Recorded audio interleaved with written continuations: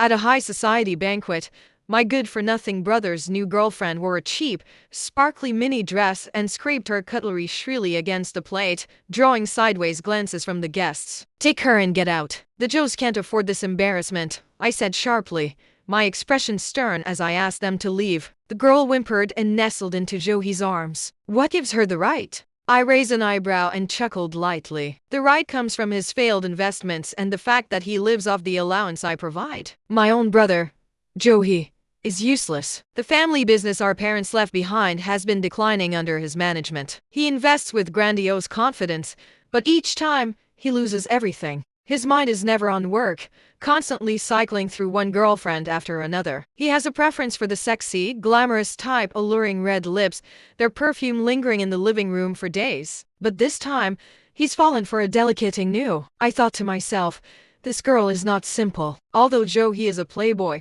always buried among women, his mind is generally clear enough to keep work and personal life separate. At elite gatherings, his companions could only be women from suitable families of matching status. He would never bring his weekly flings. High society circles are inherently private. Everyone is someone of standing. No one wants their photo suddenly splashed across social media, becoming fodder for public gossip. Casually bringing an outsider to a private event makes guests feel disrespected and unsafe. But this time, Zhou brought a girl from outside the circle. She looked to be in her early 20s, timid overall, clearly inexperienced. An innocent face, large eyes, smooth long hair cascading over her shoulders. Her attire, however, was anything but low-key, a tiny dress covered in blinding sequins, poorly made that sequins fell as she walked, and the hem barely reached mid-thigh. She stumbled along in open-toed high heels. She half leaned against Zhou, cooing and acting coy. This girl instantly became the center of attention. Her name was Ziyan. High society guests are superficially polite but deeply exclusive. Qin Wei, the ruthless young master of the powerful Qin family, smirked coldly. "Has your brother recently embraced simplicity? A pity for the cleaning staff, though." He lightly kicked away a stray sequin from Ziyan's dress with his custom Italian leather shoes. That arrogant look of his made my teeth itch.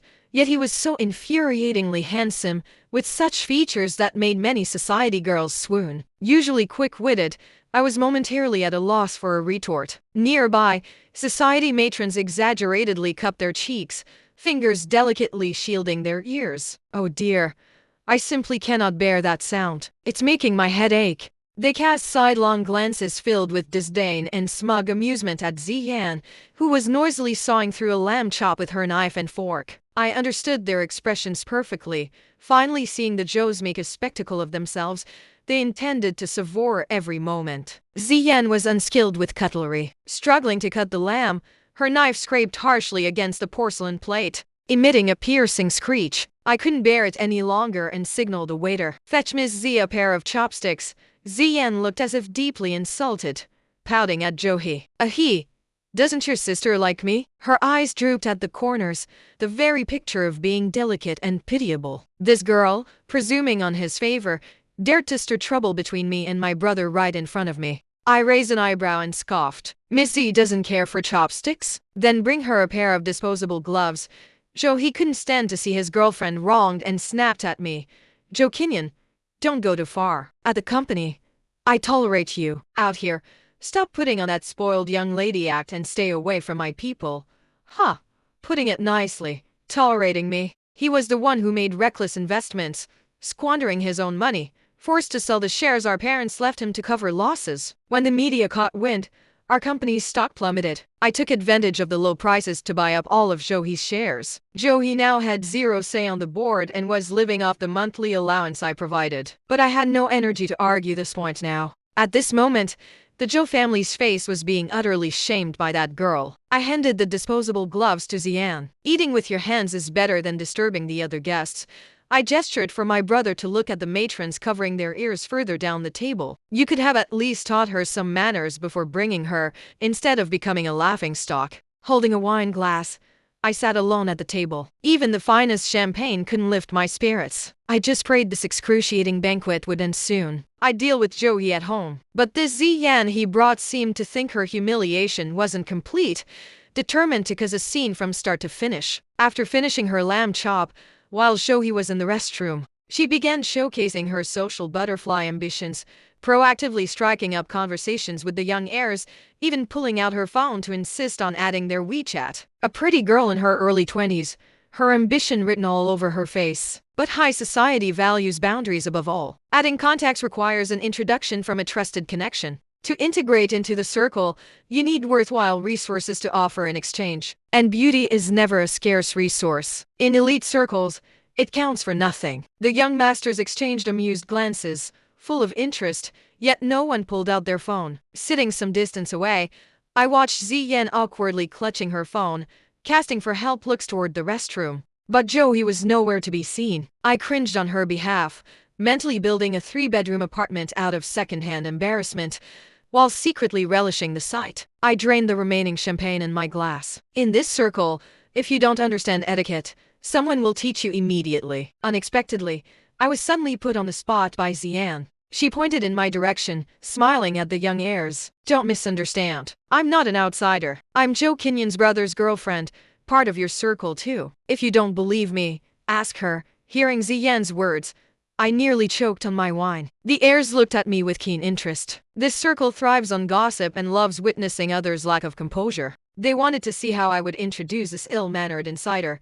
I set down my glass, smoothed the silk of my dress, and walked over in my heels, unhurried. Internally exasperated at having to clean up Zhou's mess yet again, I forced a polite smile. I saw Miss Z chatting happily with everyone. Why mention me all of a sudden? Ziyan, realizing she'd caused trouble for me and somewhat afraid, stood there awkwardly, unsure how to respond. The second son of the Chu family, cheerful by nature, loved stirring the pot. He asked gossipingly, known Zhou for years, never seen him bring an unfamiliar girl to an inner circle event. He must be quite taken with Miss Z, right? Introducing her today. Could it be wedding bells are nearing for your brother and Miss Z? The earlier pleasantries were just that superficial, meant to flatter Ziyan. The last line was the real dig. Chu Heng addressed me, mocking the Zhous for associating with someone who lacked both manners and dignity. But Ziyan completely missed the subtext. A shy, coy expression appeared on her face as she affectedly brushed her bangs. She didn't deny the wedding bells remark. Her eyes brimmed with pride,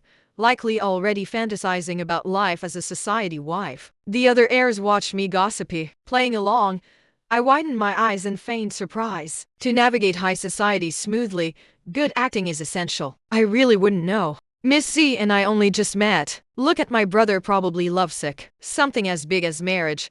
And he doesn't even tell his own family first. Ziyan looked deflated. When she thought no one was watching, she shot me a venomous glare. Zhou was just emerging from the restroom, heading our way. Ziyan, as if granted a reprieve, grabbed his hand with a wronged expression, hiding behind him and whispering in his ear. Zhou abruptly interrupted the conversation, loudly confronting me in front of everyone. Did you bully Yan? Me?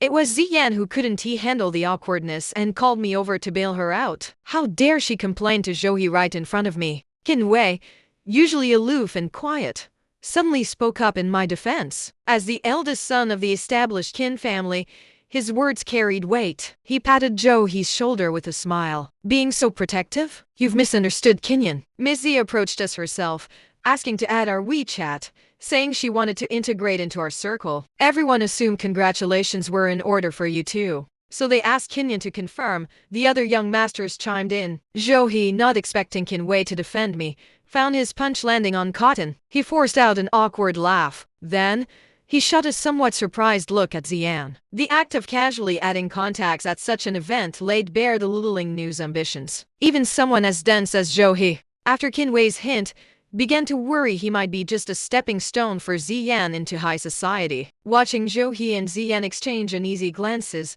I thought, enough of this spectacle for outsiders. Nodding politely to the heirs, I gestured for Zhou and Ziyan to follow me to a small, empty room off the banquet hall. After watching Ziyan make a fool of herself all night and constantly having to cover for Zhou, I was utterly drained. And he, ignorant and ungrateful, sided with an outsider, accusing me of bullying the littling new in front of everyone. I have zero tolerance for fools. My anger, simmering all evening, was ready to boil over. The littling new nestled against Zhou with an innocent air. Unable to bear the sight, I snapped at Zhou. Take her and get out. The Zhou family's face has been thoroughly lost by you too. Humiliated in front of his girlfriend, Zhou he flew into a rage, raising his hand to strike me. I swiftly caught his wrist and twisted it back. He yelped in pain, tears welling up. Ziyan, as if suffering a grave injustice, whimpered and shrunk into Zhou He's arms. Zhou Kinyan, fine if you look down on me, but Zhou He is your brother. How dare you treat him like this? I raised an eyebrow with a light laugh. I dare because he lacks manners, bringing someone like you to disturb guests and make a spectacle. I dare because his investments failed, and he lives off the allowance I provide. Zhou He stormed off with Ziyan in tow. After their antics all night, I had little interest in socializing further. But in business, many things are unavoidable. Maintaining the Zhou family's relationship still fell to me. I reapplied my lipstick in the mirror, straightened up, and was about to return to the hall when the room's light suddenly went out. I was enveloped in a familiar, cool masculine scent, wrapped in a warm embrace. I coolly pushed against his chest. Not in the mood today. You should leave quickly. It wouldn't be good if someone saw. As if angry, he bit my lip hard, making me gasp in pain. Then he released me abruptly and left the room without a word. Kinwei was always like this, decisive, never speaking softly, withdrawing instantly, leaving me alone in the dark, his cool scent lingering on my lips. No one knew Kinwei was my secret lover. Lover isn't quite accurate. There was no love between us, just mutual need. Being a child of wealth is never easy. Endless mental and physical labor, unceasing business lessons, never-ending social connections. In Kinwei's arms, I could shed my weariness, forget work worries. His profound facial features and impressive physique were exactly my type, but he was calculating and ruthless, not someone for a serious future. Since it wasn't serious, I didn't want anyone to see us together. The Qin and Zhou families held significant sway in Lin City's business world. Any speculation about a merger would make other families wary. These 2 years were critical for me taking over the family business,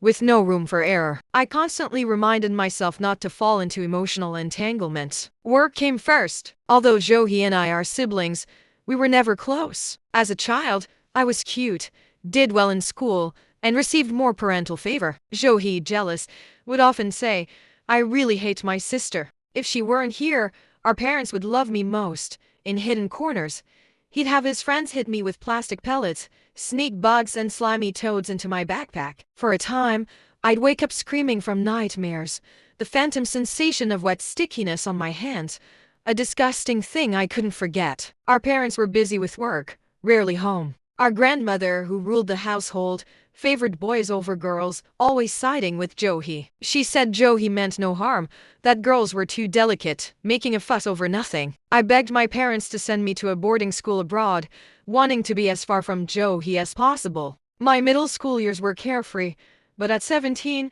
my parents boarded a flight to the US for my graduation ceremony. That plane crashed. I became the family's unlucky omen. Zhou He called me late at night, crying and cursing me as a jinx. I sobbed under the covers, secretly feeling he might be right. After that, I didn't return home. After university, I discovered the family business, managed by Zhou He and a few uncles, was deteriorating. The legacy my parents worked so hard for couldn't be ruined. I boarded a flight home, determined to turn things around. Every weekend after returning, Zhou He and I had to go back to the old mansion to stay with Grandma. When I arrived home, the living room lights were off. Zhou He and Ziyan were kissing on the sofa. Go to your own rooms. Don't be an eyesore here, I told them. But the two on the sofa ignored me completely, instead kissing more passionately, as if putting on a show, provoking me openly. I took out my phone and started recording the sofa. The phone's flashlight illuminated their faces. You enjoy public displays of affection so much? Then I shouldn't keep it to myself. Let me share it with everyone. I recorded with relish. Ziyan let out a shriek, pushed Zhou He away violently, and covered her face with a cushion. For a moment, it felt like a vice-raid scene. Zhou Kinyan, don't go too far. Zhou He swore, scrambling up to grab my phone, but I dodged. I warned him leisurely. Don't snatch. If you make me fumble and this gets sent to the company group chat, the board will have more to say about your lack of focus. Zhou He sheepishly withdrew his hand but tripped over the coffee table, stumbling and falling flat. Sequins from Ziyan's dress still stuck to his face. I laughed disdainfully, looking down at him. Have the maid clean the floor later. Grandma's unsteady on her feet. Don't let her slip on these fallen sequins. Zhou He, always slow with words and aware Ziyan's cheap outfit was an embarrassment, couldn't muster a retort. Under their fierce glares, I went upstairs to my room. At breakfast the next day, Ziyan, abandoning her previous barely their style, wore a good wife material dress favored by elders. She was demure, sweet-tongued, charming grandma thoroughly. Kinyan, learn from Yan Yan here, obedient and family-oriented. You, always rushing about in a hurry. What sort of manner is that? For a woman, family always comes first. Leave company matters to your uncles and brother.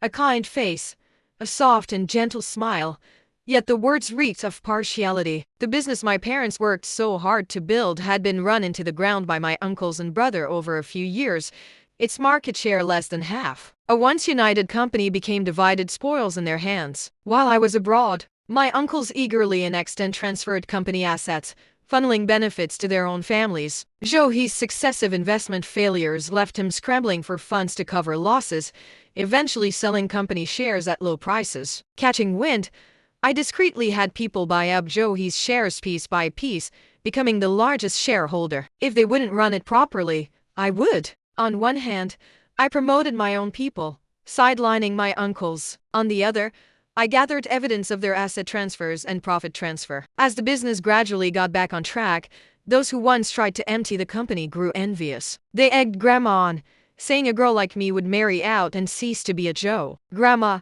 always favoring boys, tried to use so-called filial duty to pressure me into returning the company to my uncles, but I paid no mind. Seeing my indifferent expression and lack of intention to obediently hand over control, Grandma found Ziyan, by contrast, even more docile and adorable and pleasing. She summoned housekeeper Auntie Sen to her room, bringing out a jade bracelet kept locked in a case. Wrapped in soft cloth, though I'd seen it countless times, the green still awed me. It was full green, the finest jade. Even a layman could tell its value rivaled dozens of apartments in the city center. Ziyan stared dumbstruck, her greedy expression momentarily unguarded, mouth agape. Before Grandma even spoke, she eagerly reached out to take it. I raised an eyebrow at Zhou, urging him to see what kind of person his new girlfriend was. Grandma, shrewd as ever, glanced at Ziyan's outstretched hand, gave her a loving smile, then wrapped the bracelet back in the soft cloth and placed it securely in the wooden box. Zhou seemingly gently took Ziyan's awkwardly withdrawn hand,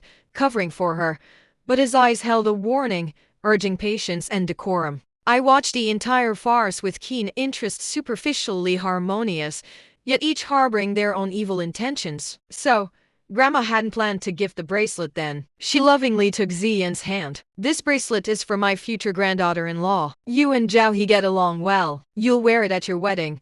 I suspected at that moment. Ziyan was cursing internally. She was still too naive. No match for the old fox. But none of this concerned me. Seizing the distraction, I swiftly took the wooden box and placed it securely in my bag. Grandma, this bracelet isn't yours to give. It was my mother's dowry. My parents' will clearly states it's left to me. If you've forgotten, you can check with the housekeeper. The day of the plane crash, I learned my parents had long made a will. All cash and property were split evenly between Zhou and me, but the bracelet was left solely to me. It was my mother's beloved family heirloom bracelet. During my years abroad, it had been left with Grandma for safekeeping. I hadn't asked for it back, not wanting to bring up painful memories. Little did I know she'd use it to spend others' money generously and deceive her future granddaughter-in-law with what belonged to me. Grandma knew she was in the wrong, but publicly losing face displeased her. She lectured me, Kinyan, we're family. Why be so calculating over every little thing? Family harmony is what matters most. Having grown up with such double standards, I couldn't be bothered to argue, fearing I might upset the elderly. Meanwhile, Ziyan's rapidly shifting expressions were entertaining enough to last me all day. Watching a precious accessory nearly in her grasp suddenly become mine, her visible exasperation, yet trying desperately to appear nonchalant. Her features contorting so comically I wanted to laugh. Grandma affectionately patted Ziyan's hand. Yan Yan, ignore her. Kinyan has had a bad temper since childhood. Another day, Grandma will give you other jewelry. Our Zhou family won't shortchange a granddaughter-in-law. That another day was masterful, vague as a boss's empty promise. Knowing Grandma well, with Zhou's marriage not even a certainty, Why would she give expensive jewelry to an outsider? I smirked internally, standing up to give Ziyan a brilliant smile. Please excuse me, everyone. I have matters to attend to. I'll take my leave. She stared dumbly, without taking her eyes off, at my bag, longing to get a glimpse. Leaving the old mansion, I had the driver take me directly to a downtown gallery. Today was the opening of the city's most anticipated art exhibition, where I was invited as the guest of honor. To my embarrassment, I don't have deep artistic expertise, just some childhood sketch and oil painting lessons, a rough understanding of appreciation. But my luck was incredible. One summer in high school, traveling in Europe with classmates, I accidentally found an oil painting at a flea market. A mundane subject to tranquil landscape. Simple cottages nestled among trees, distant rolling hills. But I couldn't look away. The brushwork was skilled and powerful, colors vibrant yet surprisingly harmonious. The frame was worn, the surface thick with dust, the artist unrecognizable. Though inconvenient to carry, the painting resonated with me. I insisted on buying it and after much effort, brought it home, hanging it in the old mansion's study. Later, an artist friend of my mother's visited and was amazed, suspecting it might be a lost work by the father of modern painting, Cézanne. The family hired professionals to authenticate it. It was indeed a genuine Cézanne. Though heavily worn, careful examination with professional equipment revealed a signature in the lower left corner. Since then, whenever high-profile oil painting exhibitions were held domestically, organizers contacted me to borrow the work. Thus, I became a regular at major exhibitions. In high school, this painting made me an overnight internet sensation. Netizens marveled that wealthy children weren't just rich but culturally refined, casually buying a painting for a few €100. Its value now immeasurable. That year, art appreciation courses became wildly popular among elites, with socialites scrambling to enroll their children. Zhou said jealously. Zhou Kinyan just stepped in dog shit, but mother shook her head. Kinyan has an eye for beauty. After the exhibition opening, while chatting with young artists, I spotted two familiar figures passing by, Zhou and Ziyan. Many elites enjoy pretending to be refined and cultured. Prestigious exhibitions become venues for networking and even deal-making. Such lively events were exactly where those two would be. My Cézanne was the absolute centerpiece of the exhibition. Zhou, familiar with the painting, wore a disdainful expression, trying to steer Ziyan toward other works. But Ziyan stood firmly beneath it, staring intently at my name displayed nearby. From a short distance, I heard her say venomously, "You're so pitiful. Why is your family so biased?" The bracelet goes to Zhou Kinyan. This painting is hers too. I sighed internally. I bought this painting. Of course it's mine. Zhou, feeling embarrassed, told Ziyan.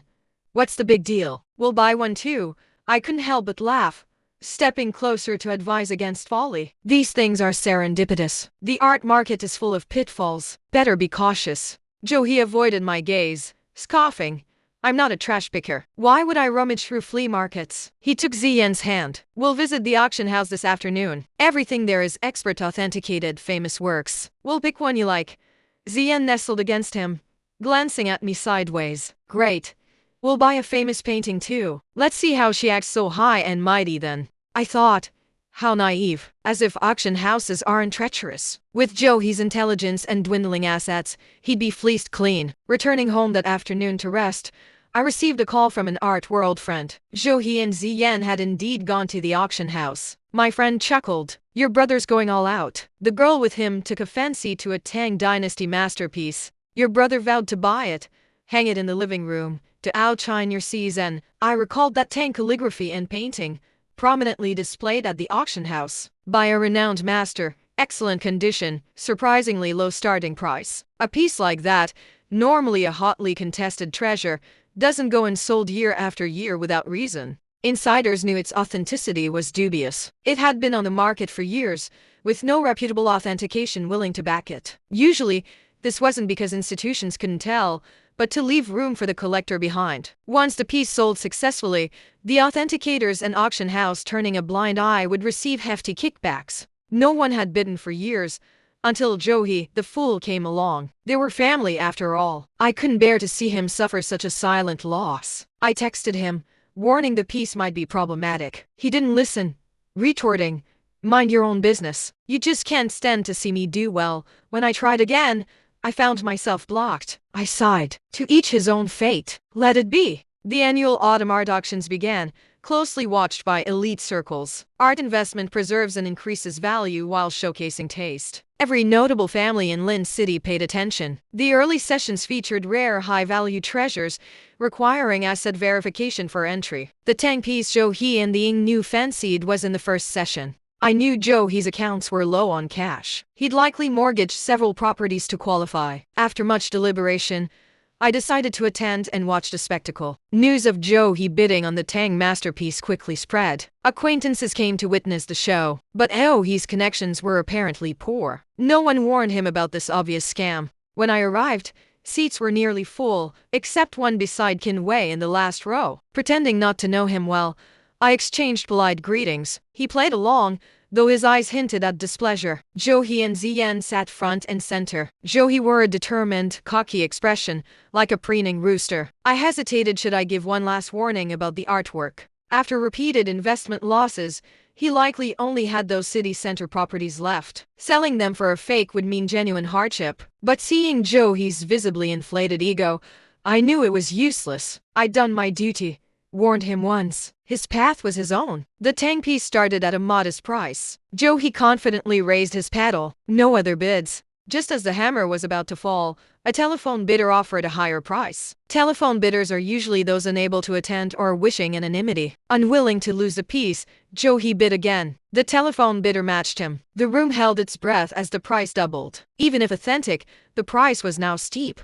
Zhou he, unprepared for a challenger, was clearly sweating, the price exceeding his expectations. But vanity and his girlfriend's admiring gaze made backing down impossible. I almost wondered if Ziyan was a plant by the collector to lure Zhou he. At least I knew the telephone bidder competing was surely the collector's agent. Another bid came from the phone. Zhou he visibly hesitated but, under everyone's gaze, glanced at Ziyan and raised his paddle once more. The phone went silent. The hammer fell. The fake was Zhou he's. The auctioneer enthusiastically congratulated Zhou he. Ziyan threw herself into his arms unabashedly. Zhou he, so excited that he got carried away, strode onto the stage and invited all present to a nearby club for drinks. I turned to leave, but Qin Wei grabbed my hand. "Kinyan, shall we celebrate too?" Usually aloof, he smiled brightly, even giving me a sly wink. Why this sudden cheeriness? It dawned on me the auction was live-streamed. Qin Wei had glanced at the camera several times,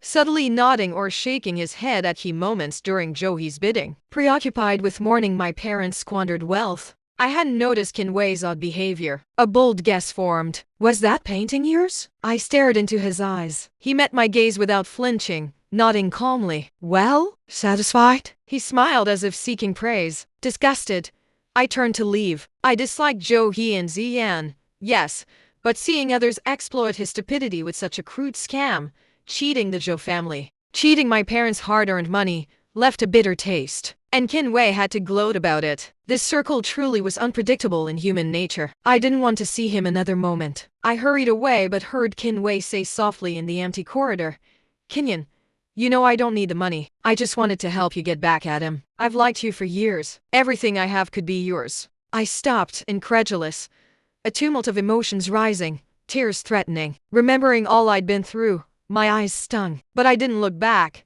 saying coldly, "We're not suited. Let's not meet again." Zhou he promptly paid the auction house in full, took the piece home, hung it in the old mansion's most prominent spot, posted several bragging moments on his social media about his appreciation ability and artistic accomplishment. Hypocritical praises flooded in, putting Zhou he in high spirits. Soon, news of the Zhou heir acquiring a Tang masterpiece for a hefty sum made headlines. Comments were mostly from outsiders admiring the spectacle, but occasionally knowledgeable voices pointed out authenticity doubts. Low starting price, unsold for years, likely a forgery. This contrary opinion enraged Zhou he. He began arguing online, accusing the commenter of jealousy. The commenter shot back, "If Zhou he can provide an authoritative agency's appraisal certificate, I'll publicly apologize." Surprisingly, though Zhou he hadn't consulted experts before buying, he now grandly contacted several institutions, even inviting media to film the authentication live broadcast. But one after another, appraisers politely apologized on camera,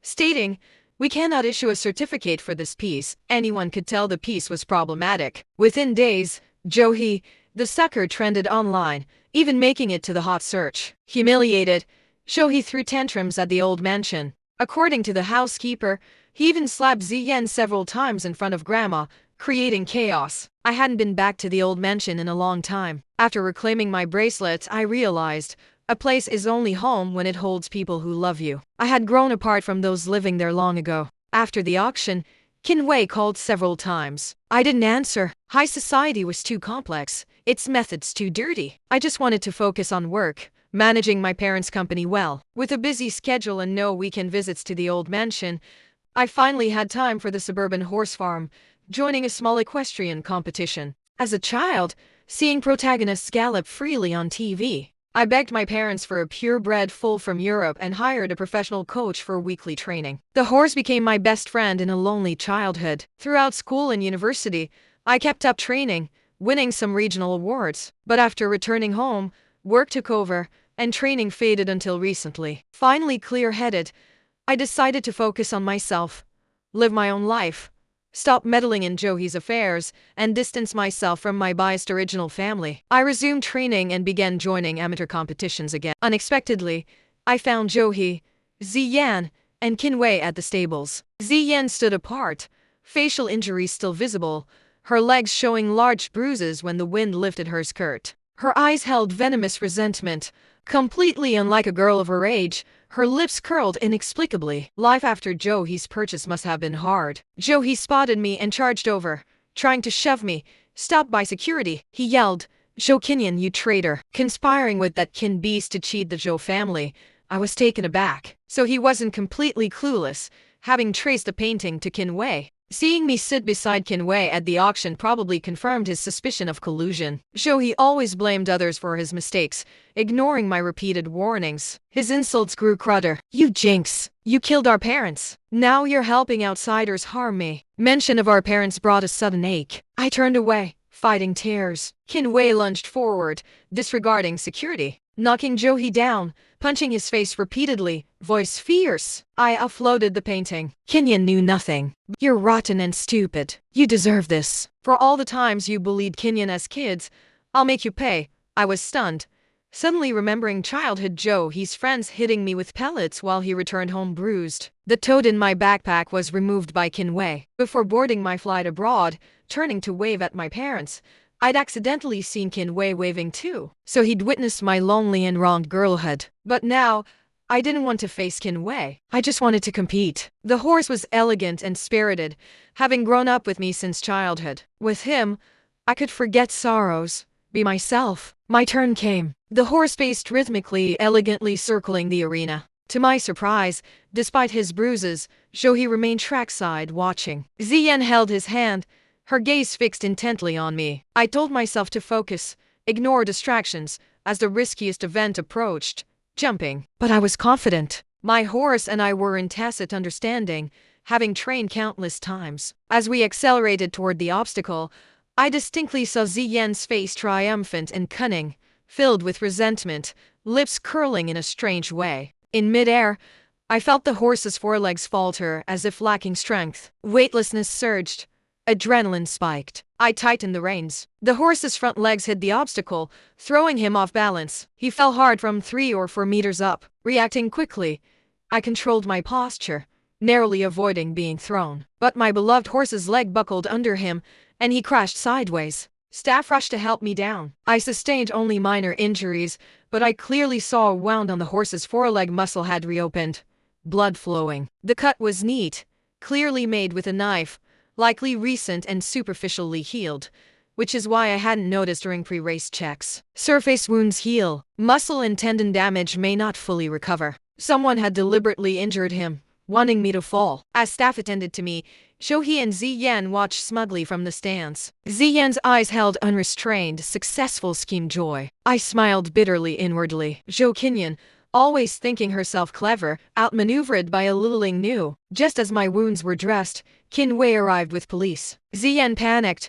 clinging to a confused Zhou. The officers approached her directly, ignoring the bruise pain. I walked over and asked calmly, "Why harm me?" She shook her head frantically, but Qin Wei spoke coolly. "Stable Master Li confessed. You paid him to cut the horse's tendons. A tendon injury during a jump could easily cause a fall, severe injury, even death. I was lucky to escape relatively unscathed. Ziyan hadn't expected Qin Wei to act so swiftly, uncovering the plot in the time it took to treat my wounds. Zhou, he stared at her, disbelief dawning, perhaps realizing his girlfriend's malicious nature. With evidence and confession, police took Ziyan away. Zhou, he was also taken for questioning. Ziyan, sobbing, now lost her senses, shouted in exasperation.